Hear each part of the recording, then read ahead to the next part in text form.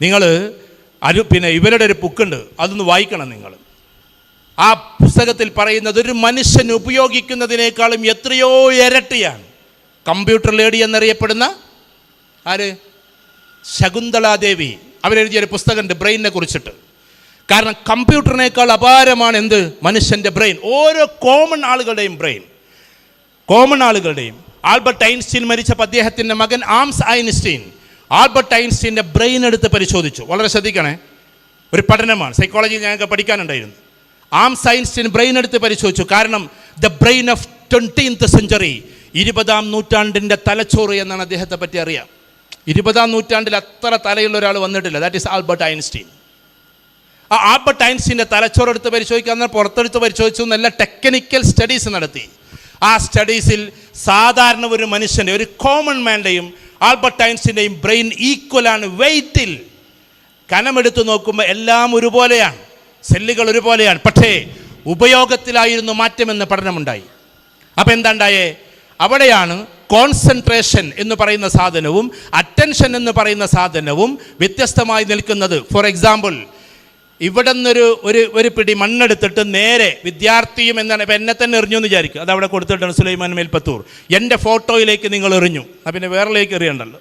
എൻ്റെ ഫോട്ടോയിലേക്ക് എറിഞ്ഞാൽ എന്ത് സംഭവിക്കും? ഒരു പിടി മണ്ണ് ഇവിടെ നിന്ന് എടുത്തെറിഞ്ഞാൽ ഒന്നുപോലും അവിടെ കൊള്ളില്ല, അത് ധൂളിയായിട്ട് പറക്കും, ആണോ അല്ലേ? സ്കാറ്റേഡ് ആയിട്ട് പോകും.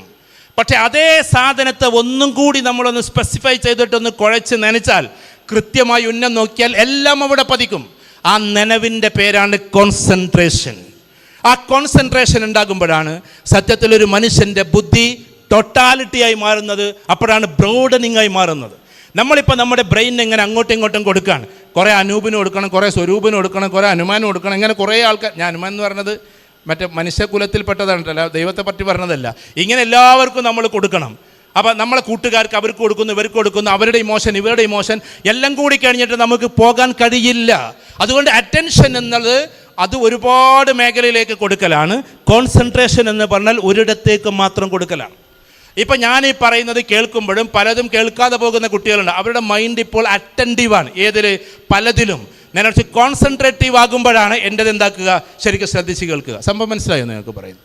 ആ ഒരു അറ്റൻഷനും കോൺസെൻട്രേഷനുമായി മാറുമ്പോഴാണ് നമ്മൾ എഡ്യൂക്കേഷൻ എന്ന തലത്തിലേക്ക് ഉയരുക. നമ്മളൊക്കെ രക്ഷിതാക്കൾ ഇവിടെ ഇരിക്കുന്നത് എപ്പോഴും രക്ഷിതാക്കൾ എത്ര പേരുണ്ട്? Please raise the hands. രക്ഷിതാക്കളെന്ന് കൈവയ്ക്കാട്ടെ. രക്ഷിതാക്കളെ എണ്ണ ഇവിടെ ശരിക്കും കാണാൻ പറ്റുന്നില്ല. ഓക്കെ, അത്യാവശ്യമുണ്ട്. രക്ഷിതാക്കളെ ഞാൻ നിങ്ങളോട് പറയാണ് ഒരു കാര്യം, ഇവിടെ ഇരിക്കുന്ന രക്ഷിതാക്കളോട് പറയാണ്. ഇന്നത്തെ തലമുറയിലെ കുട്ടികൾ ആണ് ഏറ്റവും ടോപ്പ്. അതിന് വേണമെങ്കിൽ കുട്ടികളൊന്ന് കൈയടിച്ചോളി, ഞാൻ വെറുതെ പറഞ്ഞതല്ല. ഇന്നത്തെ തലമുറയിലെ കുട്ടികൾ ഏറ്റവും ടോപ്പാണ്. കാരണം നമുക്കറിയാത്ത കാര്യങ്ങൾ നമ്മളെ പഠിപ്പിക്കുന്ന ആൾക്കാരാണ് ആര്? നമ്മളെ മക്കളാണോ അല്ലേ? ടീച്ചേഴ്സിന് വരെ പേടിയാണ്. ഞാൻ കേരളത്തിൽ പ്രശസ്തമായൊരു കോളേജിൽ പോയപ്പോൾ ഒരു PhD കഴിഞ്ഞ ഒരാൾ എന്നോട് പറഞ്ഞു, സാർ ഞങ്ങൾക്ക് കുട്ടികളുടെ ഇടയിൽ പോകാൻ പേടിയാണ്. കാരണം അവരെല്ലാവരും ടോപ്പ് റേഞ്ചിൽ ഗൾഫിൽ നിന്നൊക്കെ പഠിച്ചു വന്ന് ടോപ്പ് ഇംഗ്ലീഷിൽ വന്നിരിക്കുക. ഞങ്ങൾ ഈ റിസർച്ചൊക്കെ കഴിഞ്ഞിട്ട് ഇങ്ങനെ ഞങ്ങളെ സബ്ജക്റ്റ് മാത്രം ഇങ്ങനെ പറയുന്ന ആൾക്കാരായതുകൊണ്ട് വേണ്ട രീതിയിൽ അവരോട് പിടിച്ചിക്കാൻ പറ്റുന്നില്ല എന്നുള്ളത്. കാരണം സാറന്മാരെക്കാളും മുകളിലാണ് ഇപ്പോൾ കുട്ടികളുടെ ആ ഒരു ഹൈനസ്. പക്ഷേ അവരെന്ത് ചെയ്യുന്നു? അവരവരുടെ ബ്രെയിനെ സ്കാറ്റേഡ് ആക്കി കൊണ്ടുപോവാണ് അല്ലേ? നമ്മളിങ്ങനെ ചിലപ്പോൾ ചില കുട്ടികൾക്ക് എന്തെങ്കിലുമൊക്കെ ആയിട്ടൊരു ഒരു സെൽഫി എടുക്കണം, എന്നിട്ടത് പോസ്റ്റ് ചെയ്യണം. അപ്പോൾ അതിൻ്റെ പിന്നാലെ ഇങ്ങനെ ശ്രദ്ധ പോകുമ്പോൾ എന്താകും? ഞാൻ അങ്ങനെ പറയില്ല, നിങ്ങൾ എന്നെ ഒരു മഠേനെന്ന് വിളിച്ചോളൂ, മണ്ടനെന്ന് വിളിച്ചോളൂ. 56 രാജ്യത്ത് ഞാൻ പോയി, ഒരു സ്ഥലത്തിൻ്റെ വീഡിയോ ഞാൻ ഇന്നുവരെ ഇട്ടിട്ടില്ല. ബക്കിംഗ്ഹാം പാലസ് പോയിട്ടുണ്ട്. അതേപോലെ തന്നെ പിന്നെ ഞാനും E.T. മുഹമ്മദ് ബഷീർ സാബും കൂടി നമ്മൾ ഓസ്ട്രേലിയൻ പാർലമെൻറ്റിൻ്റെ ഉള്ളിൽ പോയിട്ടുണ്ട്. അവിടെ നിന്നൊക്കെ ഒരു ഫോട്ടോ എടുക്കാൻ നമുക്കൊരു എല്ലാ ഫോട്ടോ എൻ്റെ കയ്യിലുണ്ട്. ഞാനിതെവിടെയും പ്രദർശിപ്പിച്ചിട്ടൊന്നുമില്ല. ഫോട്ടോ എടുക്കാൻ നമ്മൾ എടുക്കും കേട്ടോ. ഫോട്ടോ എടുക്കാതിരിക്കുക എന്നുള്ളൊരു വിഡ്ഢിത്തായിട്ട് ചിലപ്പോൾ നമുക്ക് തോന്നും. പക്ഷേ ഫോട്ടോ എടുക്കും. ഇതുവരെ ഞാൻ ഇന്നടുത്തുനിന്ന് പറയുന്നു എന്ന് പറഞ്ഞിട്ട് ഞാൻ പറഞ്ഞിട്ടില്ല. അതിന് വേണമെങ്കിൽ നിങ്ങൾക്ക് എന്നെ വിട്ട്, അതല്ല സംഭവം. ലോകമെന്ന് പറഞ്ഞാൽ, രാജ്യമെന്ന് പറഞ്ഞാൽ, നമ്മുടെ ഇടമെന്ന് പറഞ്ഞാൽ ഇതല്ല. നമ്മൾ എന്തെങ്കിലും ചെയ്യുന്ന കാര്യങ്ങൾ പ്രദർശിപ്പിക്കലല്ല പ്രധാനം നമ്മൾ ഉയർന്നേ പോകലാണ്. ആ ഉയർന്നു പോകുന്ന പോക്കിൽ എൻ്റെ പ്രിയപ്പെട്ട കുട്ടികളോട് ഞാൻ പറഞ്ഞോട്ടെ, ഈ പറയുന്ന രീതിയിൽ പോയൊരു മനുഷ്യൻ്റെ കഥയാണ് ഞാൻ നേരത്തെ പറഞ്ഞത്, മൗലാന മുഹമ്മദ് അലി ജൗഹറിനെ കുറിച്ച്. അത് പറഞ്ഞിട്ടാണ് ഞാൻ അതിലേക്ക് തിരിഞ്ഞത്. നിങ്ങൾ വെറുതെ ഒന്ന് ആലോചിച്ച് നോക്കിയാട്ടെ. ഏകദേശം 10-25 വയസ്സുള്ള സമയത്ത് അദ്ദേഹത്തിനെ ഓക്സ്ഫോർഡ് യൂണിവേഴ്സിറ്റിയിലേക്ക് പഠിപ്പിക്കാൻ വേണ്ടിയിട്ട് ഉമ്മ വിടുന്നു. ആ ഉമ്മ വിടുന്ന സമയത്ത് കൊടുക്കുന്ന ഉപദേശം എന്താണെന്നറിയോ? ഞാൻ എവിടെ സൂചിപ്പിച്ചിട്ടുണ്ട്, ആവർത്തിക്കാമെന്ന് വിചാരിക്കരുത്. ഞാൻ എൻ്റെ പ്രിയപ്പെട്ട കുട്ടികളോട് പറയാണ്, നിങ്ങൾ ചിലപ്പോൾ അത് കേൾക്കണമെന്നില്ല. ഉമ്മ പറയുന്ന ഒരൊറ്റ കാര്യതയേ ഉള്ളൂ, മോനെ ഞാൻ നിന്നെ അനാഥമായിട്ടാണ് വളർത്തിയത്, അനാഥമായിട്ട്. അതുകൊണ്ട് നീ അവിടെ പോയിട്ട് ഒരിക്കലും എന്താക്കരുത്, നീ പഠിച്ച പാഠങ്ങൾ മറന്നു പോകരുത്. നീ ഖുർആൻ മനഃപ്പാഠമാക്കിയ കുട്ടിയാണ്. അതോടൊപ്പം തന്നെ നീ കുറേ കിതാബുകൾ ഓതി പഠിച്ച കുട്ടിയാണ്, മൗലാനയാണ്. അതുകൊണ്ട് നീ അവിടെ പോകുന്ന സമയത്ത് അതിമനോഹരമായി അവിടുത്തെ കുട്ടികളെ കാണുമ്പോൾ, അവിടുത്തെ സംസ്കാരം കാണുമ്പോൾ അതിൽ ലയിച്ചു പോകരുത്. കാരണം നീ പോകുന്നത് ഓക്സ്ഫോർഡ് യൂണിവേഴ്സിറ്റിയിലേക്കാണ്. ലോകത്തിലെ അന്നത്തെ നമ്പർ 1 യൂണിവേഴ്സിറ്റിയാണ് ഓക്സ്ഫോർഡ്. അതിന്ന് പിരിഞ്ഞു വന്നിട്ടാണ് കാംബ്രിഡ്ജ് ഉണ്ടായത്. കാംബ്രിഡ്ജ് പിന്നീട് ഉണ്ടായതാണ്. ഓക്സ്ഫോർഡ് അന്നത്തെ ലോകത്തിലെ നമ്പർ 1 യൂണിവേഴ്സിറ്റിയാണ്. അവിടെ പഠിക്കാൻ വേണ്ടി നീ പോകുമ്പോൾ അവിടുത്തെ സംസ്കാരത്തോട് നീ യോജിക്കരുത്. പകരം ഞാൻ നിന്നെ പഠിപ്പിക്കുമ്പോഴേക്ക് തഹജ്ജുദ് നിസ്കാരം ഞാൻ നിന്നെ പഠിപ്പിച്ചിട്ടുണ്ട്. തഹജ്ജുദ് എന്ന് പറയുന്നത് പ്രഭാത പ്രാർത്ഥനയ്ക്ക് വേണ്ടി എഴുന്നേൽക്കുന്നതിന് മുമ്പുള്ളൊരു നിസ്കാരമാണ്. ഏകദേശം ഇപ്പോഴത്തെ സമയം പറഞ്ഞൊരു 4 മണി എന്നൊക്കെ പറയാം, അല്ലെങ്കിൽ ഒരു 3:30 എഴുന്നേറ്റ് നിസ്കരിക്കുന്ന ഒരു പ്രവണത നിനക്കുണ്ടാകണം. എന്നിട്ട് ഉമ്മ പറഞ്ഞത് എന്താ, മരം കോച്ചുന്ന തണുപ്പത്തും നീ അത് നിർത്തരുത് എന്നാണ്. മരം കോച്ചുന്ന തണുപ്പത്തും. അദ്ദേഹത്തിൻ്റെ റൂമിലുണ്ടായിരുന്ന ഖമറുദ്ദീൻ എന്ന് പറയുന്ന കുട്ടി എഴുതി വെച്ചിട്ടുണ്ട്, 4.5 വർഷത്തോളം എൻ്റെ റൂമിലുണ്ടായിരുന്നു. അദ്ദേഹത്തിൻ്റെ പാതിരാവിലെ കരച്ചിൽ കേട്ടിട്ടാണ് ഞാൻ എഴുന്നേൽക്കുക എന്ന്. ഞാൻ ഒരാളെ ഹൈലൈറ്റ് ചെയ്ത് പറയില്ല, പക്ഷേ ചരിത്ര പുരുഷന്മാരെ നമ്മൾ മറക്കാൻ പാടില്ലല്ലോ. ഏതായിരുന്നാലും ശരി, അദ്ദേഹം പിന്നീട് പഠിത്തമൊക്കെ കഴിഞ്ഞ് വരുന്നു. ഗാന്ധിജി അടക്കം വന്ന് ജയിലിലാണ്. രംഗം വെറുതെ ഒന്ന് ആലോചിച്ച് നോക്ക്. ഇന്ത്യ എന്ന മഹാരാജ്യം, അതും പാകിസ്ഥാനും ബംഗ്ലാദേശും ഒക്കെ അടങ്ങുന്ന ഇന്ത്യ, മഹാഭാരത് എന്ന് പറയുന്ന ഇന്ത്യ സ്വാതന്ത്ര്യം കിട്ടാതെ അലഞ്ഞു തിരിയുകയാണ്. അന്ന് ഗാന്ധിജി അടക്കമുള്ളവർ ജയിലിലാണ്. ആ ജയിലുള്ള ഗാന്ധിജി അടക്കമുള്ളവരെ നേരെ എന്താക്കുന്നു, ഇറക്കുന്നു. കാരണം ഓക്സ്ഫോർഡിലെ വിദ്യാർത്ഥിയാണ്. അവസാനം ഗാന്ധിജി അടക്കമുള്ള ആളുകൾ ബ്രിട്ടനിലേക്ക് സ്വാതന്ത്ര്യം വാങ്ങിക്കാൻ വേണ്ടിയുള്ള സംസാരത്തിന് വേണ്ടി ആളുകളെ വിടുന്ന കൂട്ടത്തിൽ അതിമനോഹരമായി അവിടെ പ്രസംഗിക്കാൻ ഓക്സ്ഫോർഡിൻ്റെ വിദ്യാർത്ഥിയെയും വിടുകയാണ്. നമ്മുടെ സ്വാതന്ത്ര്യത്തിന് വേണ്ടി, ഈ ഇന്ത്യയുടെ സ്വാതന്ത്ര്യത്തിന് വേണ്ടി 1931, 47 സ്വാതന്ത്ര്യം കിട്ടുന്നത്. 1931 ബക്കിംഗ്ഹാം പാലസിലെ വട്ടമേശ സമ്മേളനത്തിലേക്ക് വിടുന്ന പ്രതിനിധികളിൽ ഒരാൾ, ഏറ്റവും പ്രധാനപ്പെട്ട കീ നോട്ട് അഡ്രസ് എന്ന് പറയുന്നത് മൗലാന മുഹമ്മദ് അലി ജൗഹറാണ്. ബോംബെയിൽ നിന്ന് കപ്പൽ കയറുമ്പോൾ, എല്ലാ കുട്ടികളും ശ്രദ്ധിക്കണേ, അദ്ദേഹത്തിൻ്റെ മതാചാര പ്രകാരമാകട്ടെ, എന്നാലും ബോംബെയിൽ നിന്ന് കപ്പൽ കയറുക. അന്ന് കപ്പലിലാണ് പോവുക ബ്രിട്ടനിലേക്ക്. ആ പോകുന്ന സമയത്ത്, കാരണം 38 ഫ്ലൈറ്റൊക്കെ എങ്ങനെ ഏതായത് തുടങ്ങിയതും പിന്നീട് അതൊക്കെ വന്നത്. അതുകൊണ്ട് അതിനു മുമ്പേ ഷിപ്പിലുള്ള യാത്രയിൽ ബോംബെയിൽ നിന്ന് കപ്പൽ കയറുമ്പോൾ അദ്ദേഹത്തോട് ചോദിച്ചൊരു ചോദ്യമുണ്ട് നേതാക്കന്മാർ, മൗലാന വാട്ട്സ് യുവർ മാനിഫെസ്റ്റോ? ഇതേപോലെ തന്നെ ഈ തൊപ്പിയും പിന്നെ എന്താ പറയുക, വലിയ കോട്ടുമൊക്കെ ഇട്ടിട്ട് പോകുമ്പോൾ, മൗലാന വാട്ട്സ് യുവർ മാനിഫെസ്റ്റോ? നിങ്ങളുടെ മാനിഫെസ്റ്റോ എന്താണ്? നിങ്ങൾ അവിടെ പോയി പറയാൻ പോകുന്ന പ്രകടന പത്രിക എന്താണ്? ആ സമയത്ത് തൻ്റെ പോക്കറ്റിൻ്റെ ഈ കീശയിൽ നിന്ന്, കോട്ടിൻ്റെ പോക്കറ്റിൽ നിന്ന് മെല്ലെ ചെറിയ ഖുർആൻ്റെ പതിപ്പ് ഇങ്ങനെ എടുത്തുയർത്തിക്കൊണ്ട് പറഞ്ഞ വാക്ക്, it's my manifesto, it's only my manifesto. ഇതാണ് എൻ്റെ മാനിഫെസ്റ്റോ. ഇതിലുള്ളതാ പറ, ജസ്റ്റിസിനെ കുറിച്ച്, മനുഷ്യൻ്റെ അവകാശങ്ങളെക്കുറിച്ച് ഇങ്ങനെയായിരിക്കും ഞാൻ പറയാമെന്ന് പറഞ്ഞിട്ട് പോവാണ്. ആ പോക്ക് പോയിട്ട് ഇന്നേ വരെ ഇന്ത്യയിലേക്ക് തിരിച്ചു വരാത്തൊരു മനുഷ്യൻ്റെ പേര് കൂടിയാണ് മൗലാന മുഹമ്മദ് അലി ജൗഹർ. 1931 പോയതാ, 2025 തിരിച്ചു വന്നിട്ടില്ല. അതിനിടയ്ക്ക് എന്ത് സംഭവിച്ചു നിങ്ങൾ പഠിക്കണം. അലി സഹോദരന്മാർ എന്ന്, അലി ബ്രദേഴ്സ് എന്ന് നിങ്ങൾ സ്കൂളിൽ പഠിച്ചു വിടുമ്പോൾ, വെറും ഒരു പാരഗ്രാഫായിട്ട് പഠിപ്പിച്ചു വിടുമ്പോൾ നമ്മൾ ചിന്തിക്കേണ്ടത് ഒരു മനുഷ്യനെക്കുറിച്ച്. അതുപോലെയുള്ള ആളുകളായി മാറാനാണ് സത്യത്തിൽ അന്ന് മന്നാനിയ എന്ന് പറയുന്നത് തുടക്കം കുറിച്ചത്. അതുപോലെ എല്ലാവരും ആവണമെന്നല്ലോ. ഓരോരുത്തർ, ഇപ്പോൾ ശ്രീനാരായണ ഗുരു എത്ര മനോഹരമായി ഈ ലോകത്തിനെ വാർത്തെടുത്തു, അല്ലെങ്കിൽ കേരളത്തെ വാർത്തെടുത്തു. ലോകത്തിലെ ഏറ്റവും വലിയ കരിയർ ഏതാണെന്നറിയോ നിങ്ങൾക്ക്? അറിയോ? The number 1 career in this world. ഒന്ന് പറഞ്ഞട്ടെ കുട്ടികളെ, ലോകത്തിലെ ഏറ്റവും വലിയ കരിയർ ഏതാ? ഡോക്ടറാണോ? അല്ല. എഞ്ചിനീയർ ആണോ? അല്ല. സിവിൽ സർവീസ് ആണോ? അല്ല. സയൻറ്റിസ്റ്റ് ആണോ? അല്ല. ലോകത്തിലെ നമ്പർ 1 കരിയർ ഏതാണെന്നറിയോ? മന്നാനിയ കോളേജിലെ കുട്ടികൾ ഇന്നെങ്കിലും അതൊന്ന് പഠിക്കുക, അല്ലെങ്കിൽ ഒന്ന് വായിച്ച് മനസ്സിലാക്കി, അല്ലെങ്കിൽ റിസർച്ച് ചെയ്യുക. സെർച്ചിങ് അല്ല, റിസർച്ച്. സെർച്ച് വേറെ, വെറുതെ സെർച്ച് ചെയ്തുമ്പോൾ ഇങ്ങനെ സെർച്ച് ചെയ്യുമ്പോൾ അത് റിസർച്ച് ചെയ്തിട്ടാണ് നിങ്ങൾക്ക് തരുന്നത്. AI റിസർച്ച് ചെയ്തിട്ടാണ് നിങ്ങൾ സെർച്ചിങ്ങിലേക്ക് വരുന്നത്. അപ്പോൾ നിങ്ങൾ റിസർച്ച് തന്നെ ചെയ്യണം. അപ്പോൾ നിങ്ങൾക്ക് മറുപടി കിട്ടും. Number 1 career in this world എന്ന് പറഞ്ഞാൽ അതെന്താണെന്നറിയോ? സോഷ്യൽ റിഫോമർ എന്നതാണ്. സമൂഹത്തെ വാർത്തെടുക്കുന്ന മനുഷ്യരെയാണ് സോഷ്യൽ റിഫോമർ എന്ന് പറയാം. അപ്പോൾ ആ സോഷ്യൽ റിഫോമേഴ്സ് ആകല. അയാൾ ഡോക്ടറാകാം ഒരു പക്ഷേ, അയാൾ എഞ്ചിനീയർ ആകാം ഒരു പക്ഷേ, അയാൾ കലക്ടറാകാം ഒരു പക്ഷേ, അയാൾ ഒരു പക്ഷേ സയൻറ്റിസ്റ്റ് ആകാം. APJ Abdul Kalam technical scientist ആയിരുന്നു, പക്ഷേ അദ്ദേഹം ഒരു സോഷ്യൽ റിഫോമർ ആയിരുന്നു. പറഞ്ഞു മനസ്സിലുണ്ടോ നിങ്ങൾക്ക്? കേരളം സന്ദർശിക്കാൻ വേണ്ടിയിട്ട് ഒരിക്കലും നിയമസഭ കൊണ്ടുവന്നു. ശ്രദ്ധിക്കണേ, നിയമസഭ കേൾക്കാൻ വേണ്ടി അദ്ദേഹത്തിന് അതിഥിയായി കൊണ്ടുവന്നു. ഹെലിപ്പാഡുകൾ ഉണ്ടാക്കി, ബാരിക്കേഡുകൾ ഉണ്ടാക്കി, മിലിറ്ററികൾ നിരന്നു. കാരണം അദ്ദേഹം ടെക്നിക്കൽ സയൻറ്റിസ്റ്റാണ്, മിസൈൽ മാനാണ്, അതോടൊപ്പം വന്ന് പ്രസിഡൻറ്റും കൂടിയാണ്. ZZ category protection, ZZ category protection. ആ പ്രൊട്ടക്ഷനോട് കൂടിയിട്ട് വരികയാണ്. അന്ന് നിയമസഭയ്ക്ക് കൊടുത്തത് വെറും 15 അല്ലെങ്കിൽ 20 മിനിറ്റ്. നിയമസഭയ്ക്ക് കൊടുത്തത് 20 മിനിറ്റ്. പക്ഷേ തൊട്ടപ്പുറത്ത് തിരുവനന്തപുരത്തെ നിങ്ങളുടെ സ്കൂളിന് സമയം കൊടുത്തത് 3 മണിക്കൂർ, അതും അൺഒഫീഷ്യലായിട്ട്. അന്ന് കൂടെ ഉണ്ടായിരുന്ന നമ്മൾ പറയുന്ന ബ്ലാക്ക് കാറ്റ്സ് പ്രൊട്ടക്ഷൻ, ആ ആളുകളൊക്കെ മാറി നിൽക്കേണ്ടി വന്നു. കാരണം കുട്ടികൾക്കിടയിലൂടെയായിരുന്നു അന്ന് APJ അബ്ദുൽ കലാം നടന്നത്. കാരണം പ്രസിഡന്റ് എന്ന് പറയുന്ന പദത്തേക്കാൾ അധ്യാപകൻ എന്ന് പറയുന്ന പദത്തിലേക്ക് അദ്ദേഹം ഉയരുകയായിരുന്നു. ഇവിടെ ഇരിക്കുന്ന ടീച്ചേഴ്സിനെ നിങ്ങൾ ശ്രദ്ധിച്ചോ? ഈ ടീച്ചേഴ്സിൻ്റെ സ്ഥാനം എല്ലാ പ്രസിഡന്റുമാരുടെയും അപ്പുറത്താണെന്ന് നിങ്ങൾ തീരുമാനിക്കണം. അപ്പോഴേ അധ്യാപകനെ മാനിക്കാൻ നമുക്ക് പറ്റൂ. കാരണം ഈ ലോകത്തിലെ ഏറ്റവും ആദരവ് പിടിച്ചു വാങ്ങുന്ന ആൾക്കാർ സത്യത്തിൽ ഫോഴ്സ്ഫുള്ളി അല്ലാതെ അത് അധ്യാപകരാണ്. ആണോ അല്ലേ? നിങ്ങൾ പറയട്ടെ. നിങ്ങൾ പറയുമ്പോൾ നിങ്ങൾക്കൊന്നും തോന്നണമെന്നില്ല, ഞങ്ങളെ ടീച്ചർമാരോ എന്നാണ് നിങ്ങൾക്ക് തോന്നുന്നത്. ടീച്ചേഴ്സ് അതാണ്. നിങ്ങൾ ഭാവിയിൽ കലക്ടറായെന്ന് വിചാരിക്കുക, ജില്ലാ കലക്ടർ, തിരുവനന്തപുരം ജില്ലയുടെ കലക്ടറായിട്ടിരിക്കുക, ഡിസ്ട്രിക്ട് കലക്ടർ. ആ സമയത്ത് ഫയലുകൾ ഇങ്ങനെ ഒപ്പുവെക്കുകയാണ്. ഡോക്ടേഴ്സ് കടന്നു വരുമ്പോഴും മേ ഐ കമിൻ സർ എന്ന് ചോദിക്കണം. എഞ്ചിനീയേഴ്സ് കടന്നു വരുമ്പോഴും ചോദിക്കണം. വേണോ വേണ്ടേ? വേണം. ആര് കടന്നു വരുമ്പോഴും ചോദിക്കണം. കാരണം അദ്ദേഹം പ്രോട്ടോക്കോൾ അനുസരിച്ച് ഒരുപാട് മേലെയാണ്. പക്ഷെ അദ്ദേഹത്തിന് LKGയിലോ അല്ലെങ്കിൽ 4ാം ക്ലാസ്സിലോ പഠിപ്പിച്ച അധ്യാപകൻ എങ്ങനെ കടന്നു പോകാമെന്ന് വിചാരിക്കും. ഏതോ ഒരു നാരായണൻകുട്ടി സാറ്. കലക്ടർ പറയാണ് എൻ്റെ അധ്യാപകനാണ് പോണത്, വിളിക്കുന്നത്. സാറ് പറഞ്ഞ ഉടനെ തന്നെ നേരെ സ്റ്റാഫ് പോയിട്ട് പറയും, സാറേ നിങ്ങളെ സാറ് വിളിക്കുന്നു. ഇതിൽ ആരാ ഏറ്റവും വലിയ സാറ് എന്ന് തന്നെ കൺഫ്യൂഷനാണ് കുട്ടിക്ക്. സാറേ നിങ്ങളെ സാറ് വിളിക്കുന്നു. അങ്ങനെ സാറിൻ്റെ അടുക്കിലേക്ക് വരുമ്പോൾ ഡിസ്ട്രിക്ട് കലക്ടർ പിന്നെ അവിടെ ഇരിക്കില്ല, മെല്ലെ എഴുന്നേൽക്കും. ഒരു ഡോക്ടറെ കണ്ടാൽ എഴുന്നേൽക്കാത്ത, എഞ്ചിനീയറെ കണ്ടാൽ എഴുന്നേൽക്കാത്ത, ഈവൻ സയൻറ്റിസ്റ്റിനെ കണ്ടാൽ പോലും എഴുന്നേൽക്കാത്ത കലക്ടർ ഒരു ഉദാഹരണം പറയാണ്. തൻ്റെ അധ്യാപകനെ കാണുമ്പോൾ എഴുന്നേൽക്കും. എന്നിട്ട് ആൾക്കൂട്ടത്തിൽ വെച്ച്, അപ്പോഴേക്കും കളക്ടറേമാൻ്റെ അധ്യാപകൻ വന്നിട്ടുണ്ട് എന്ന് പറയുമ്പോൾ എല്ലാവരും കൂടി ഇങ്ങനെ കൂടി നിൽക്കുമ്പോൾ ആ ആൾക്കൂട്ടത്തിൽ വെച്ചിട്ട് തോളത്ത് ഇങ്ങനെ തട്ടിയിട്ട്, ജസ്റ്റ് ഇങ്ങനെ ചുമലിൽ തട്ടിയിട്ട്, പോട്ടടാ മോനെ എന്ന് പറയാൻ ഈ ലോകത്തിൽ ഒരാൾക്ക് അവകാശമുള്ളൂ, അധികാരമുള്ളൂ. അവൻ്റെ പേരാണ് അധ്യാപകൻ. അത് നമ്മൾ തിരിച്ചറിയണം. അതാണ് ടീച്ചേഴ്സ് എന്ന് പറഞ്ഞാൽ.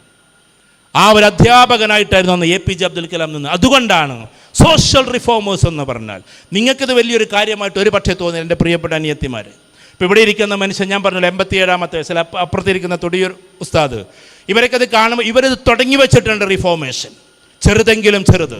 ആ റിഫോമേഷൻ്റെ ഭാഗമായിട്ടാണ് അവരും ഒരുപാട് കുട്ടികൾ പഠിച്ചു പോയി. ഇവിടുത്തെ കുട്ടി, ഞാനൊരിക്കൽ ഇതേപോലെ തന്നെ 2-3 തവണ പോയിട്ടുണ്ട് മഹാരാജാസ് കോളേജിൽ. അവിടെ ഒരിക്കൽ ഇവിടെ മന്നാനിയയിൽ പഠിച്ചിട്ടൊരു കുട്ടിയായിരുന്നു അവിടെ അന്ന് പ്രിൻസിപ്പളായിരുന്നത്. മന്നാനിയയിലെ വിദ്യാർത്ഥിയാണ്. അദ്ദേഹത്തിൻ്റെ പേരെന്താ? ഷാജില അല്ലേ? ഇവിടെ പഠിച്ച കുട്ടി അവിടെ പ്രിൻസിപ്പൾ.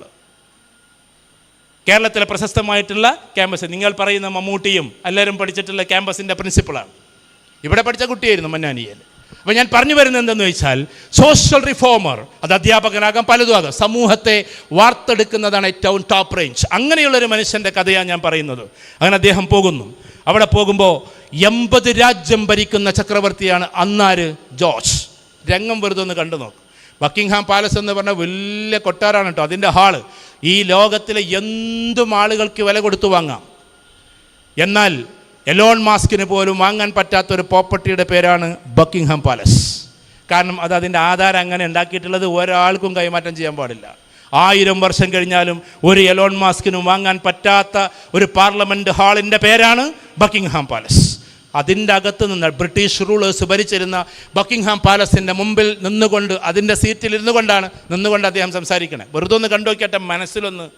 അദ്ദേഹം ഇങ്ങനെ പറഞ്ഞപ്പോൾ അദ്ദേഹം പറഞ്ഞ വാക്ക്, എനിക്ക് തരണം നിങ്ങൾ എന്ത്? ജസ്റ്റ് കുറച്ച് മിനിറ്റുകൾ എനിക്ക് സംസാരിക്കാൻ.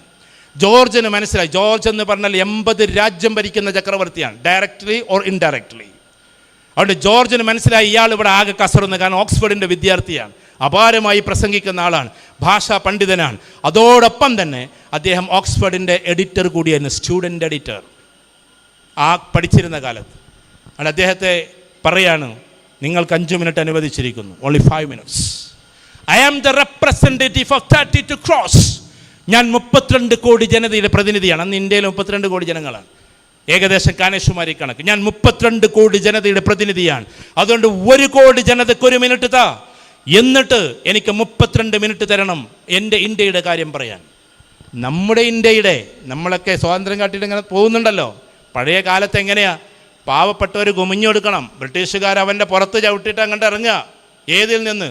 ആ വീഡിയോസൊക്കെ നിങ്ങളൊന്ന് കാണണം. പഴയത് വന്നിറങ്ങുന്ന സമയത്ത് നമ്മൾ ഇന്ത്യക്കാർ കുമിഞ്ഞു നിന്ന് കൊടുക്കണം. എന്നിട്ട് ആ പല്ലക്കിൽ നിന്ന് ഇറങ്ങുമ്പോൾ ഇന്ത്യക്കാരൻ്റെ ചുമലിൽ ചവിട്ടിയിട്ട് ആ ബ്രിട്ടീഷുകാർ ഇറങ്ങുക. മനസ്സിലായിട്ടുണ്ടോ? ആ സ്വാതന്ത്ര്യം, അതിൽ നിന്നൊക്കെ മോചിതമാകുന്ന സ്വാതന്ത്ര്യം, അത് നേടിയിട്ടേ പോണേ. എനിക്ക് സ്വാതന്ത്ര്യം വേണമെന്ന് പറയും 32 മിനിറ്റ് എന്ന് പറഞ്ഞപ്പോൾ കുറച്ച് അനുവദിച്ചു കൊടുക്കുന്നു. തൻ്റെ 17ാമത്തെ മിനിറ്റ്, എൻ്റെ പ്രിയപ്പെട്ട കുട്ടികളെ, വ്യത്യസ്ത മതാചാരക്കാർ വിരിക്കുമ്പോൾ അവനവൻ്റെ മതത്തിൻ്റെ ആഴങ്ങളിലേക്ക് പോയി സ്നേഹനിധിയോടുകൂടി ആകണം നമ്മളെന്ന് പറയാൻ 17ാമത്തെ മിനിറ്റിൽ എന്നാണ് ചരിത്രത്തിൽ കാണുന്നത്. മൈ ബിലവഡ് പ്രോഫറ്റ് സല്ലല്ലാഹു അലൈഹി വസല്ലം ഈസ് ദാറ്റ്, എൻ്റെ സ്നേഹഭാജനമായ പ്രവാചകൻ പറഞ്ഞിട്ടുണ്ട് സ്വാതന്ത്ര്യത്തെക്കുറിച്ച് എന്ന് പറഞ്ഞപ്പോഴേക്കും ജോർജ് പറയാണ്, stop there, don't indicate here. ഈ ഹാളിൽ ആ മനുഷ്യൻ്റെ പേര് പറയരുത്. അങ്ങനെ മതപരമായി പറയാനുള്ള ഹാളല്ല ഇത് എന്ന് വാശിയോടെ പറയുമ്പോൾ തൻ്റെ മേശയിൽ കൈകൾ അടിച്ചുകൊണ്ട് അദ്ദേഹം എഴുന്നേറ്റു. മുഹമ്മദ് അലി ജൗഹർ, ബ്രിട്ടീഷുകാർ പോലും എഴുതി വെച്ചിട്ടുണ്ട് ആ വാക്കുകൾ. Mister George, if you ask about my religion, firstly, secondly, finally, I'm a Muslim, I'm a Muslim, I'm a Muslim. Mr. George, if you ask about my nation, firstly, secondly, finally, I'm an Indian, I'm an Indian, I'm an Indian only, Mr. George. നിങ്ങൾ ചോദിക്കുന്നത് എൻ്റെ മതത്തെക്കുറിച്ചാണോ? ഒന്നാമതായും രണ്ടാമതായും അവസാനമായും ഞാനൊരു മുസൽമാനാണ്, ഞാനൊരു മുസൽമാൻ മാത്രമാണ്. പക്ഷേ mister George, നിങ്ങൾ ചോദിക്കുന്നത് എൻ്റെ രാജ്യത്തെക്കുറിച്ചാണോ? ഒന്നാമതായും രണ്ടാമതായും അവസാനമായും ഞാനൊരു ഇന്ത്യക്കാരനാണ്, ഞാനൊരു ഇന്ത്യക്കാരൻ മാത്രമാണ് എന്നാണ്. ആ പ്രസംഗത്തിൻ്റെ അവസാനം അദ്ദേഹം കുഴഞ്ഞു വീഴുന്നു. അവിടുന്ന് ഓക്സ്ഫോർഡ്, പഴയ വിദ്യാർത്ഥി എന്ന നിലക്ക് ഓക്സ്ഫോർഡിൻ്റെ മെഡിക്കൽ കോളേജിലേക്ക് മാറ്റുന്നു. അവിടെ വെച്ച് 2-3 വസിയത്തുകൾ പറഞ്ഞു കൊടുക്കുന്നു. അവസാനം തന്നെ ഇന്ത്യയിലേക്ക് കൊണ്ടുപോകരുത് എന്ന് പറയുന്നു. ഒരു മനുഷ്യൻ്റെ അവസ്ഥ ഒന്ന് നോക്കിയിട്ട്, ഗാന്ധിജി എഴുതി വെച്ചിട്ടുണ്ട്, ഇന്ത്യക്ക് വേണ്ടി ആയിരക്കണക്കിന് ആളുകൾ സംസാരിച്ചിട്ടുണ്ടെങ്കിലും ഇന്ത്യക്ക് വേണ്ടി സംസാരിച്ചിട്ട് തൻ്റെ ജീവിതം അസ്തമിച്ചു പോയ ഒരാളെ ഉള്ളൂ, അത് മൗലാന മുഹമ്മദ് അലി ജൗഹറാണ്. ഒരേ ഒരു മനുഷ്യൻ പ്രസംഗത്തിൽ കുഴഞ്ഞു വീണ് അവസാനം ആശുപത്രിയിലേക്ക് മാറ്റി. അവിടുന്ന് വഴിമധ്യേ മരിക്കുമ്പോൾ ഇന്ത്യയിലേക്ക് എന്നെ കൊണ്ടുപോകരുത്, because they are waiting for me, അവരെന്നെ കാത്തിരിക്കുന്നു, ഇന്ത്യക്ക് സ്വാതന്ത്ര്യം കിട്ടുന്നത് കാത്തിരിക്കുന്നു എന്ന് പറഞ്ഞിട്ട് കരഞ്ഞുകൊണ്ട് എന്നെ മറ്റൊരു സ്ഥലത്തേക്ക് കൊണ്ടുപോകണം. ഏറ്റവും കൂടുതൽ പ്രവാചകന്മാർ അടക്കം ചെയ്ത ബൈത്തുൽ മുഖദ്ദസിലേക്ക്, ജെറൂസലമിൻ്റെ ഭാഗത്തിലേക്ക് അഥവാ ഫലസ്തീൻ്റെ ഭാഗത്തിലെ ആ പള്ളിയിൽ കൊണ്ടുപോയി എന്നെ അടക്കം ചെയ്യണമെന്നാണ്. ഞാൻ അദ്ദേഹത്തിൻ്റെ ഖബർസ്ഥാനിൽ പോയിട്ടുണ്ട്. എഴുതി വെച്ചിട്ടുണ്ട് ഫലകത്തിൽ, here was buried Mr. Maulana Muhammad Ali Jauhar is the gems of the history of India. India ചരിത്രത്തിൻ്റെ രത്നമെന്നറിയപ്പെടുന്ന ജൗഹറിനെ ഇവിടെയാണ് അടക്കം ചെയ്യപ്പെട്ടിട്ടുള്ളത് എന്ന്. That is social reformation. ഒരു രാജ്യത്തിൻ്റെ സ്വാതന്ത്ര്യത്തിന് വേണ്ടി, ഒരു രാജ്യത്തിൻ്റെ ഉയർത്തെഴുന്നേൽപ്പിന് വേണ്ടി. അതായിരിക്കണം ഒരു വിദ്യാർത്ഥി. ഓക്സ്ഫോർഡിൻ്റെ വിദ്യാർത്ഥിയായിരുന്നു അദ്ദേഹം. ഇന്ദിരാഗാന്ധി, ഉദാഹരണത്തിന്, ഞാനൊരു പാർട്ടിയെ പറ്റി പറയല്ല, ഇന്ദിരാഗാന്ധി പഠിച്ചതും ഇതേ ഓക്സ്ഫോർഡ് യൂണിവേഴ്സിറ്റിയിലാണ്. ഭരണതന്ത്രങ്ങൾ മാറ്റുമ്പോൾ ചില പിഴവുകൾ വന്നിട്ടുണ്ടാകാം, എനിക്കറിഞ്ഞുകൂടാ. ചരിത്രം കുറച്ച് വായിക്കുമ്പോൾ അങ്ങനെ തോന്നുന്നു നമുക്ക്, ചിലപ്പോൾ അടിയന്തരാവസ്ഥകളൊക്കെ വരുമ്പോൾ. പക്ഷേ ഇന്ദിരാഗാന്ധി ഇവിടെയാണ് പഠിച്ചത്. ഇന്ദിരാഗാന്ധി ഈ ഒരു മാസ്മരികതയിലാണ് വളർന്നത്. അയൺ ലേഡി എന്ന്, കഴിഞ്ഞ 1000 വർഷത്തിനിടെ ഒരു ലേഡി എന്ന് പറയപ്പെടുന്ന ലേഡിയായി ഇന്ദിരാഗാന്ധി അറിയപ്പെടുന്നതും ഇത്തരം യൂണിവേഴ്സിറ്റിയിൽ പഠിച്ചിട്ട് അത്തരം പ്രവർത്തനങ്ങൾ ചെയ്തതുകൊണ്ടാണ്. ഇന്ദിരാഗാന്ധിയെ നിങ്ങൾ സെർച്ച് ചെയ്ത് നോക്കുക, ഓക്സ്ഫോർഡിലാണ് പഠിച്ചത്. മൗലാന മുഹമ്മദ് അലി ജൗഹർ ഓക്സ്ഫോർഡിലാണ് പഠിച്ചത്. അപ്പുറത്ത് നെഹ്റു പഠിച്ചതാണ് കേംബ്രിഡ്ജ്. അതിലാണ് ആരും പഠിച്ചതും, അല്ലാമ ഇക്ബാലും പഠിച്ചത്. അതിലാണ് അമർത്യ സെൻ പഠിച്ചത്. ഇങ്ങനെ ഒരുപാട് ആളുകളെ നമുക്ക് അവിടെ കാണാം. ഞാൻ പറഞ്ഞു വരുന്നത്, നമ്മൾ ഇൻ്റലക്ച്വലി ടോപ്പ് റേഞ്ചിലേക്ക് എത്തി ഇത്തരം ക്യാമ്പസിലേക്ക് പോകാൻ വേണ്ടിയിട്ട് നിങ്ങൾ നോക്കുക. ഇത്തരം ക്യാമ്പസിലേക്ക്, ആ ഒരു ക്യാമ്പസിൻ്റെ മാസ്മരികതയിലേക്ക് നമ്മൾ എത്തണം. അതാണ് നമുക്ക് വേണ്ടത്. ഇവിടെ ഇരിക്കുന്ന മന്നാനിയ കുട്ടികളോട് ഞാൻ പറയാം. കാരണം അവിടെ ഓരോ ആളുകളും അങ്ങനെയാണ്. നമ്മളവിടെ ക്യാമ്പസിലേക്ക് ഇങ്ങനെ പോകുന്ന സമയത്ത് എന്തൊരു രസം ഉണ്ടാവുന്ന, 150 രാജ്യത്തെ കുട്ടികളെ ഞങ്ങൾ ഫ്രണ്ട്സ്. പക്ഷേ മര്യാദയോട് കൂടിയിട്ട് പോകണം. മര്യാദ ഉള്ളവരവിടെ എത്തുള്ളൂ. ഞാൻ വെറുതെ പറഞ്ഞതല്ല. ഒരാൾക്കും ഒരാളോടും ദേഷ്യം ഉണ്ടാവില്ല, ഒരു മതക്കാരോടും ഒരു പുച്ഛം ഉണ്ടാവില്ല. തന്നെ നിങ്ങൾ ഈ പറയുന്ന മണ്ണാങ്കട്ട പ്രണയത്തിനൊന്നും അവരോട്ട് കിട്ടൂല. കാരണം അവർ ലോകത്തിൻ്റെ നെറുകയിലേക്ക് കുതിക്കുന്ന ആൾക്കാരാണ്. അപ്പോൾ വഴിയിൽ വെച്ചിട്ട് ഇങ്ങനെ ഇതിനൊന്നും അവർക്ക് സമയം കിട്ടൂല. അവർ പോകും അപ്പുറത്തേക്ക്, ചിലപ്പോൾ കല്യാണം കഴിക്കാൻ പോലും മറന്നു പോകും അവർ. അത് ആവരുതെന്ന് മാത്രം. രാഹുൽ ഗാന്ധി അവിടെ പഠിച്ചതാണ്, ഞാൻ പാർട്ടി പറയല്ല. രാഹുൽ ഗാന്ധി ഇതേ കോളേജിലാണ് പഠിച്ചത്. ഇവരൊക്കെ പഠിച്ച കോളേജിലാണ് അവരും പഠിച്ചത്. ഈ നെഹ്റുവും ഇവരൊക്കെ പഠിച്ചിട്ടുള്ളത്. ഞാൻ ഒരു വ്യക്തിനെ പറയല്ല. സ്വഭാവത്തിൽ, ജീവിതത്തിൽ, മറ്റുള്ളവരുടെ മുമ്പിൽ, പ്രസരിപ്പിൽ അങ്ങനെ കൈമാറും നമ്മൾ. അപ്പോൾ ആ ഒരു തലത്തിലേക്ക് നമ്മുടെ വിദ്യാഭ്യാസത്തെ കൊണ്ടുപോകാൻ നമുക്ക് പറ്റും. ശ്രദ്ധിക്കണേ, PSCയുടെ പാറ്റേണൊക്കെ മാറാൻ പോവാണ്. അതും കൂടി പറഞ്ഞിട്ട് ഞാൻ ഇതിലേക്ക് വരാം. PSCയുടെ പാറ്റേണിൽ നോളേജബിൾ അല്ല, വെറും എന്ത് മതിയായിരുന്നു, കുറേ വിവരങ്ങൾ മതിയായിരുന്നു. ഇനി കംപ്ലീറ്റ് സ്കിൽ മോഡിലേക്ക് കയറാൻ പോവാണ്. എന്ന് പറഞ്ഞാൽ നിങ്ങൾക്ക് എത്രത്തോളം സ്കില്ലുണ്ട് എന്നത് തന്നെയാണ് എന്ത് അറിവ്. ഫോർ എക്സാമ്പിൾ, നിങ്ങളിപ്പോൾ ഒരു അഡ്മിനിസ്ട്രേഷനിലേക്ക് കയറാൻ പോകുന്ന അഡ്മിനിസ്ട്രേഷൻ സ്കില്ലിൽപ്പെട്ട സ്കില്ലുകൾ എത്രത്തോളം ഉണ്ട് എന്ന് അതിന് സോട്ട് അനാലിസിസ് ചോദിക്കാൻ പോവാണ്. എന്താ സോട്ട്?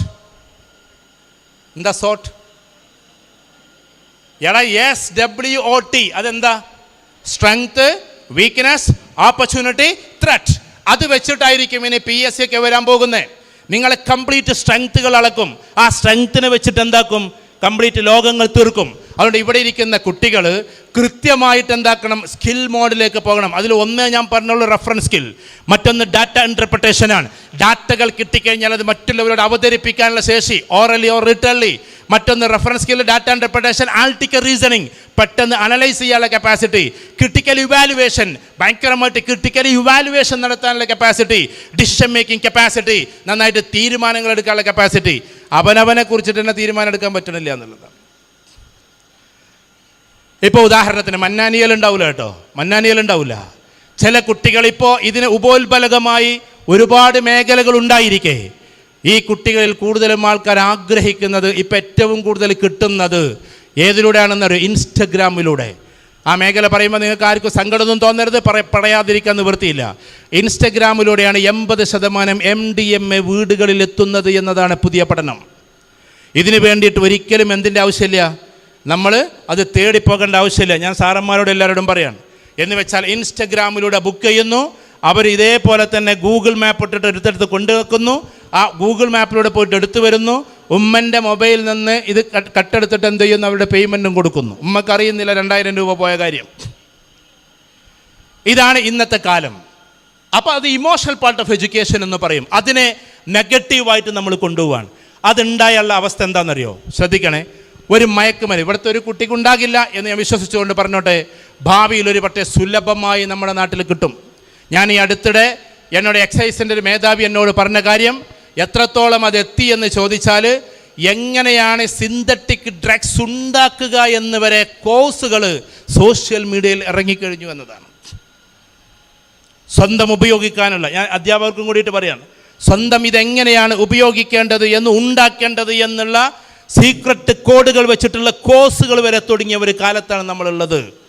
അപ്പോൾ നമ്മുടെ കുട്ടികൾ ഏത് ലോകത്തേക്ക് പോകും? All of you stand up please. എല്ലാവരും ഒന്ന് എഴുന്നേറ്റാട്ടെ. ഒന്ന് അടുത്തുള്ളവർക്ക് ഒന്ന് കൈ കൊടുത്താട്ടെ.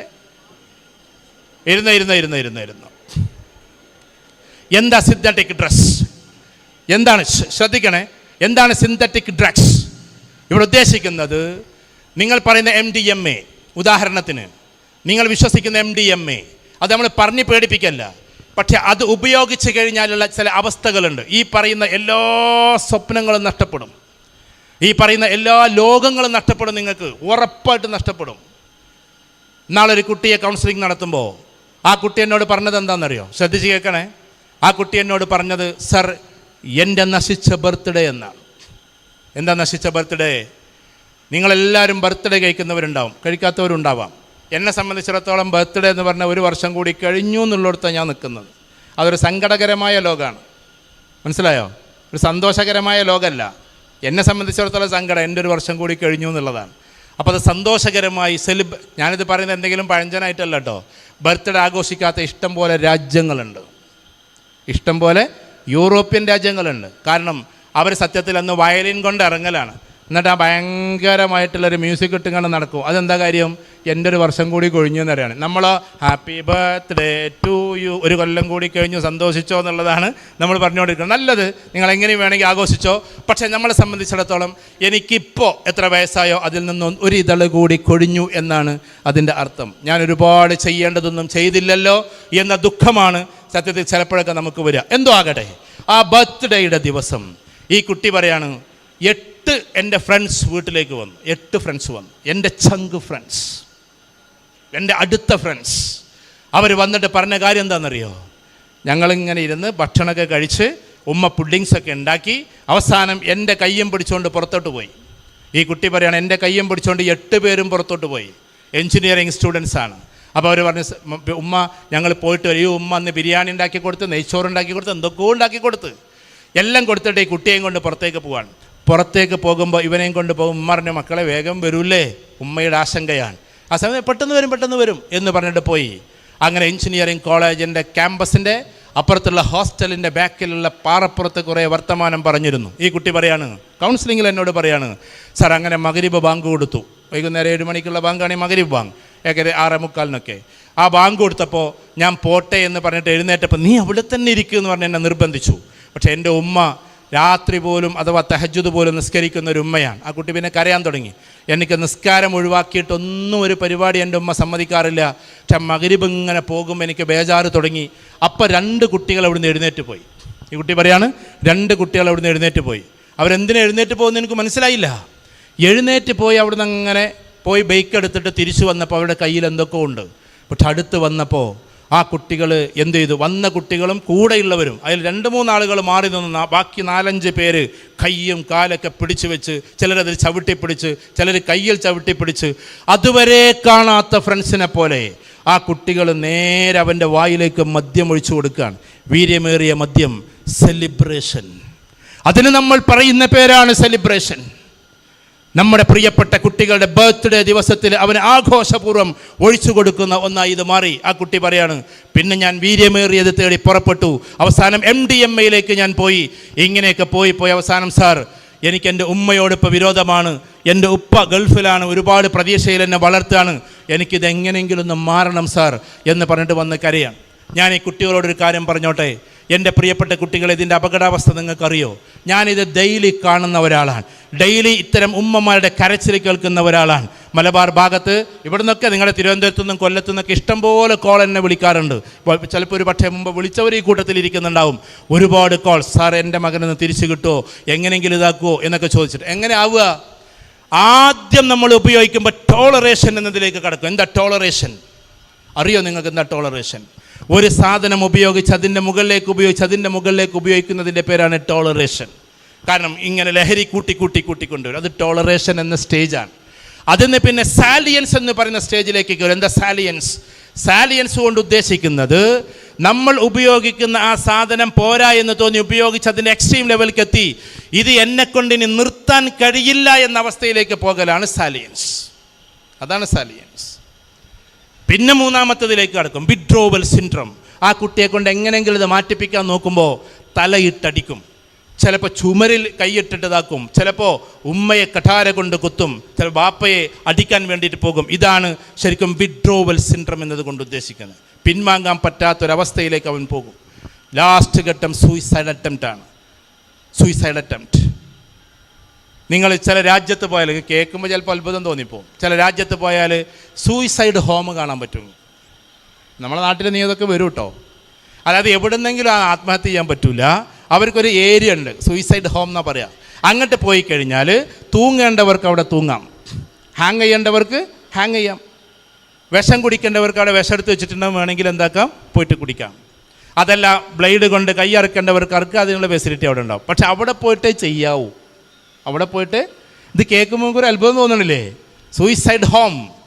കാരണം പൊതുവേദിയിലോ വീട്ടിലോ എവിടെയും ആത്മഹത്യ ചെയ്യരുത്.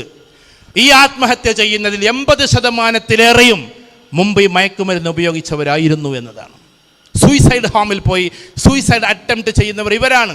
ചില രാജ്യത്ത് അങ്ങനെ അവരെ വിട്ടേച്ച് പോയിരിക്കുകയാണ്. കാരണം എന്താണെന്ന് വെച്ചാൽ, ഇതൊരുപാട് കൗൺസിലിംഗ് നടത്തി, ഒരുപാട് അത് നടത്തി, ഇത് നടത്തി ഒക്കെ പോയാലും ആ കുട്ടികൾക്ക് പിന്നെ പിന്മാറാൻ കഴിയില്ല.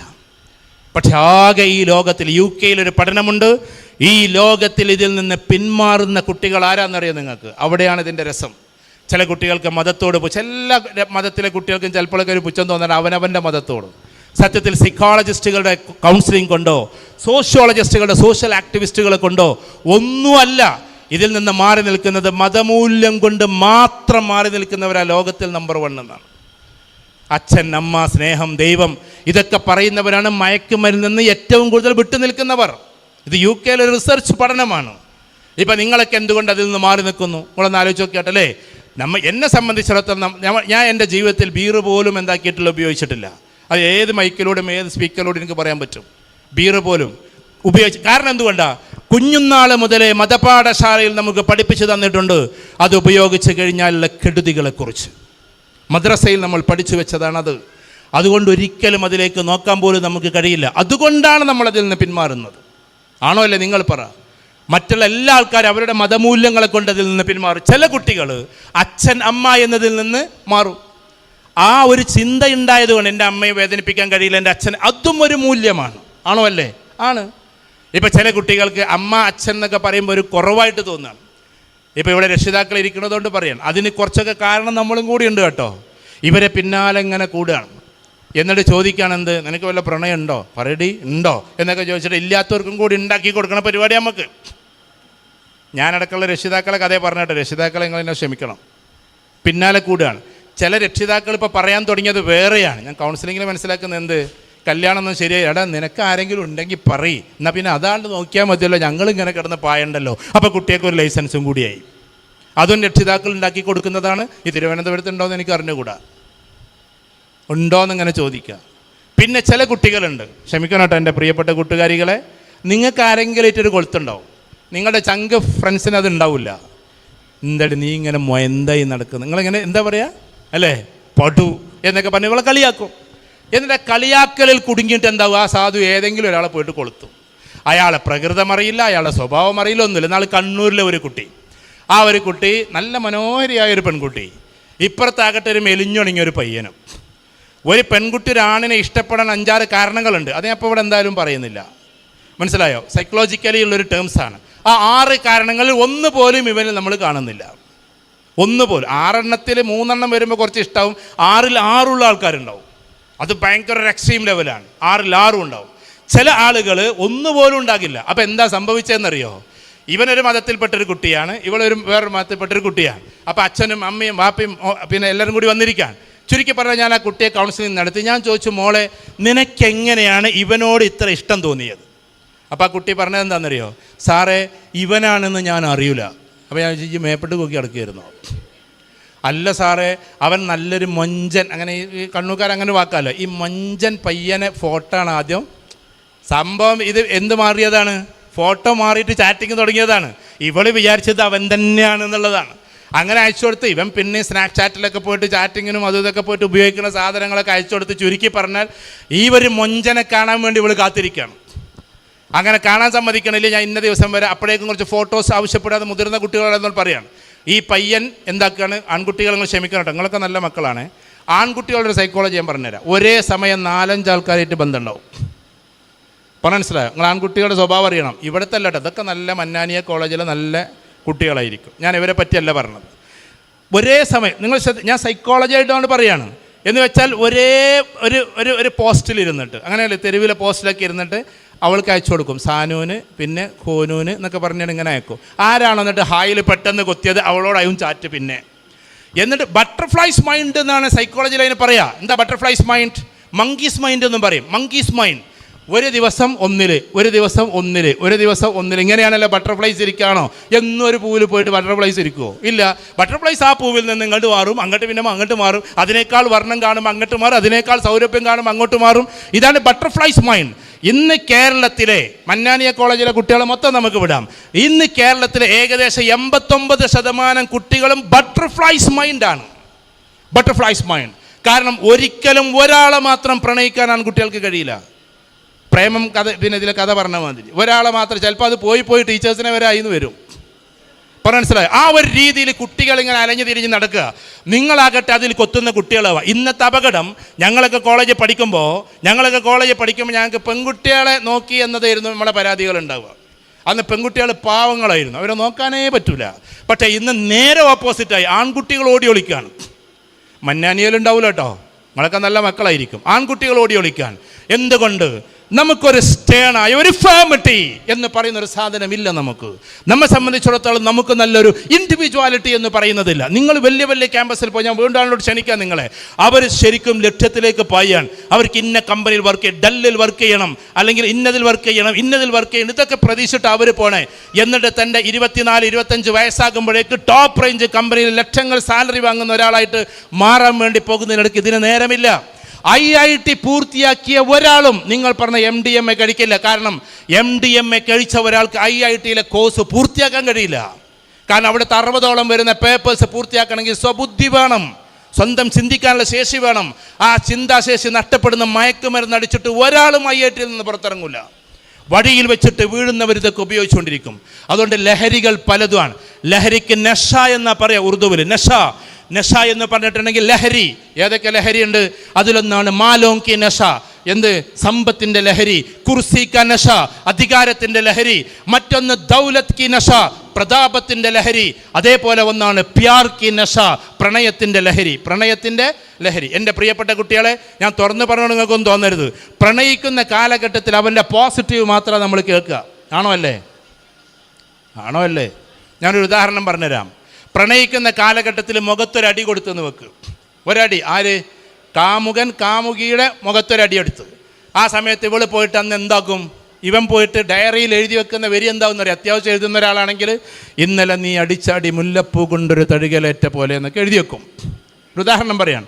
കാരണം പ്രണയിക്കുന്ന സമയത്ത് ഒരു അടി കിട്ടിയാൽ കാമുകൻ അങ്ങനെ എഴുതി വെക്കൂ. അവർ തമ്മിൽ തന്നെ കല്യാണം കഴിച്ചു എന്ന് വെക്ക്. അവർ തമ്മിൽ തന്നെ വിവാഹം കഴിഞ്ഞു. 2 വർഷം കഴിഞ്ഞിട്ട് ഇതേപോലെ ഒരു അടി കൊടുത്ത് ആൾ മാറിയിട്ടേ ഇല്ല. അന്ന് എന്തായിരിക്കും എഴുതുക? മുല്ലപ്പൂ കൊണ്ടൊരു തഴുകലേറ്റ പോലെ എന്ന പ്രിയപ്പെട്ട മഹല്ല് കമ്മിറ്റി കണ്ട് വായിച്ചറിയുവാൻ ഈ കാര്യം അധികം മുന്നോട്ട് പോകുമോ എന്ന് തോന്നുന്നില്ല. ഒന്നുകിലും മഹല്ല് കമ്മിറ്റിക്ക് എഴുതും, അല്ലെങ്കിൽ അമല കമ്മിറ്റിക്ക് എഴുതും. അല്ല, അങ്ങനെ തന്നെ അല്ലേ? എടാ, ഈ പ്രണയം എന്ന് പറഞ്ഞാൽ ഒരു കെമിസ്ട്രിയാണ്. ഞാൻ അതിനെതിരൊന്നും അല്ല കേട്ടോ. നിങ്ങളങ്ങനെ എന്നെ പഴഞ്ചനാക്കല്ലേ. പ്രണയമൊക്കെ സംഭവിക്കാം. പക്ഷെ അത് കൃത്യമായിട്ടല്ല എങ്കിൽ ഒരുപാട് അപകടങ്ങളുണ്ടാവും, ഒരുപാട് പ്രശ്നങ്ങളുണ്ടാവും. ഈ പെൺകുട്ടി എന്താ പറഞ്ഞത്? പ്രണയം തുടങ്ങി. ഇവനാണെന്ന് തന്നെ അറിയില്ലട്ടോ. Social media പ്രണയല്ലേ. ദയവ് ചെയ്തിട്ട് സോഷ്യൽ മീഡിയ എന്ന് പ്രണയം തുടങ്ങും ചെയ്യരുത്, സോഷ്യൽ മീഡിയയിൽ പ്രണയം ഒടുങ്ങും ചെയ്യരുത്. അതിൻ്റെ ഒരു കഥ ഞാൻ പറഞ്ഞത്. ഈ പെൺകുട്ടി ഞാൻ പറഞ്ഞില്ല, നല്ല ബ്യൂട്ടിയില്ല, ഒരു എക്സ്ട്രീം ബ്യൂട്ടി എന്നൊക്കെ പറയാം. അങ്ങനത്തെ ഒരു പെൺകുട്ടി, ഒരു ഉണക്കച്ചുള്ളി പോലെയുള്ള, ഞങ്ങളുടെ നാട്ടിൽ അങ്ങനെ പറയാം, ഒരു പയ്യനൊരു കറുത്തേനെ പറ്റി പറഞ്ഞാൽ ആകെ പ്രശ്നം. അപ്പോൾ ഞാൻ പറഞ്ഞൊരു മെലിഞ്ഞൊരു പയ്യനാണ്. ഇങ്ങനെ യാതൊരു അട്രാക്ഷനും അവനിൽ കാണും. ഒന്നിക്കൽ നോളജിൻ്റെ അട്രാക്ഷൻ വേണം, അല്ലേ? അല്ലെങ്കിൽ പ്രതിപാദനത്തിൻ്റെ അട്രാക്ഷൻ വേണം. അല്ല എങ്കിൽ അവൻ്റെ ഹ്യൂമർ സെൻസിൻ്റെ അട്രാക്ഷൻ വേണം. അല്ല എങ്കിൽ അവൻ്റെ മസിൽ പവറിൻ്റെ അട്രാക്ഷൻ വേണം. അല്ലെങ്കിൽ അവൻ്റെ ബ്യൂട്ടിയുടെ അട്രാക്ഷൻ വേണം. അല്ല എങ്കിൽ അവൻ്റെ സോഷ്യൽ ഫിഗർ എന്നുള്ളതിൻ്റെ അട്രാക്ഷൻ വേണം. അല്ലെങ്കിൽ ഫെയിം എന്നതിൻ്റെ നിങ്ങൾ സിനിമാ നടന്മാരൊക്കെ ഭയങ്കര ഇഷ്ടപ്പെടുന്നത് ഫെയിമിൻ്റെ പേരിലാണ്. ഇങ്ങനെ ഓരോരോ ലെവലുണ്ട് സ്നേഹത്തിന്. ഇതൊന്നുമില്ലാത്തൊരു പയ്യനെ ഇപ്പുറത്തില്ല. ഞാൻ അവനെ കളിയാക്കല്ല. ഞാൻ ഈ പെൺകുട്ടിയോട് പറഞ്ഞു, അവൻ അങ്ങനെ ചാറ്റ് ചെയ്ത് അവസാനം അവൻ കാണാൻ വേണ്ടി കോഴിക്കോട് വന്നത്രേ, കടപ്പുറത്ത്. കോഴിക്കോട് കടപ്പുറം പിന്നെ അതിനൊക്കെ പറ്റിയൊരു സ്ഥലമാണ്. ഞാൻ എല്ലാ കടപ്പുറങ്ങളും അവിടെ വന്നപ്പോൾ ഇവനെ കണ്ടപ്പോൾ ഇവനല്ല എത്ര നോക്കുന്നത്, അവനെവിടെയെന്നാണ് തിരയുന്നത്. അപ്പോൾ അവൻ പറഞ്ഞത്ര ഞാൻ തന്നെയാണ് ആള് എന്ന്. അപ്പോൾ ചോദിച്ചത്, നീ അല്ലല്ലോ ഫോട്ടോയിൽ അയച്ച ആള്? അത് ഞാൻ തന്നെയായിരുന്നു, ആള് മാറി അയച്ചത്. അപ്പോഴേക്കും ഇവൾ ഒരുപാട് മോശപ്പെട്ട പിക്ചറുകൾ അയച്ചു കൊടുത്ത് കഴിഞ്ഞിരുന്നു. ആ മോശപ്പെട്ട പിക്ചറുകൾ കാരണത്താൽ ഈ കുട്ടിനോട് പറഞ്ഞത്ര ഞാൻ സോഷ്യൽ മീഡിയയിൽ ഇത് പകർത്തും, അല്ലെങ്കിൽ ഇപ്പിട്ടുകൊടുക്കും, അല്ലെങ്കിൽ മര്യാദയ്ക്ക് എനിക്ക് വഴങ്ങിത്തരണം. അങ്ങനെ ആ പെൺകുട്ടി എന്താക്കി? എന്നേക്കുമായ പ്രണയത്തിൻ്റെ വലയത്തിൽ കുടുങ്ങേണ്ടി വന്നു. കാരണം ഇനി പിരിഞ്ഞാൽ ഇത് ആളുകൾ അറിയുമോ എന്ന ഭയമാണ്. ഞാൻ എൻ്റെ പെൺകുട്ടികളോട് പറയാൻ, ഏതെങ്കിലും ഒരു ആൺകുട്ടി അങ്ങനെ നിങ്ങളെ ഭയപ്പെടുത്തിയാൽ, ഏതെങ്കിലും ഒരു ആൺകുട്ടി നിങ്ങളെക്കുറിച്ച് അങ്ങനെ മോശമായി അങ്ങനത്തെ അടുത്ത് പിക്ചറുണ്ട് സോഷ്യൽ മീഡിയയ്ക്ക് ഇടുന്നുവെന്ന് പറഞ്ഞാൽ നിങ്ങൾ സൈബർ സെല്ലിൽ ഉടനെ തന്നെ കൊടുക്കണം. അത് സൈബർ സെൽ അവൻ്റെ ഫോൺ ട്രാക്ക് ചെയ്തിട്ട് കംപ്ലീറ്റ് കാര്യങ്ങൾ ഇല്ലാതെയാക്കും. സൈബർ സെല്ലിനെ കുറിച്ച് നിങ്ങളൊന്ന് പഠിക്കുക. കേരള പോലീസ് അത്ര ശക്തമാണ്. ഒരൊറ്റ പിക്ചർ പോലും അവൻ ഇടാൻ പറ്റാത്ത രീതിയിൽ കേരള പോലീസ് ലോക്കാക്കിയിരിക്കും അത്തരം തെമ്മാടിക്കൂട്ടങ്ങളെ എന്ന് നിങ്ങൾ പഠിക്കണം. ഒരുപാട് പെൺകുട്ടികൾ ട്രാപ്പിൽ കുടുങ്ങുന്നത് ഇതിൻ്റെ പേരിലാണ്. എന്നാൽ നേരെ തിരിച്ചുകൊണ്ട്, ഞാൻ എല്ലാവരെയും മോശമാക്കല്ല, ആൺകുട്ടികളെ ഇങ്ങനെ ചെയ്യുന്ന പെൺകുട്ടികളുണ്ട്, ആൺകുട്ടികളെ ട്രാപ്പിലിടുന്ന പെൺകുട്ടികൾ. അതുകൊണ്ട് പ്രണയം എന്ന് പറയുന്ന സാധനത്തിനെ നിങ്ങൾ നല്ല രീതിയിലേക്ക് കൈകാര്യം ചെയ്യുക. ഫോർ എക്സാമ്പിൾ, ഞാൻ രക്ഷിതാക്കളോട് പറയാണ്, ഒരു കോമൺ സൈക്കോളജിസ്റ്റ് എന്ന നിലയ്ക്ക്, വേറെയുള്ളതൊക്കെ നിങ്ങൾ വിട്ടേക്ക്. ഏതെങ്കിലും ഒരു പെൺകുട്ടിക്ക് വിദൂരതയിൽ ഒരു ആൺകുട്ടിയോട് ഇഷ്ടം തോന്നി എന്ന് തോന്നിയാൽ ആദ്യം നിങ്ങൾ റിപ്പോർട്ട് ചെയ്യേണ്ടത് നിങ്ങൾ ആരോടാ? അച്ഛനമ്മമാരോടാണ്.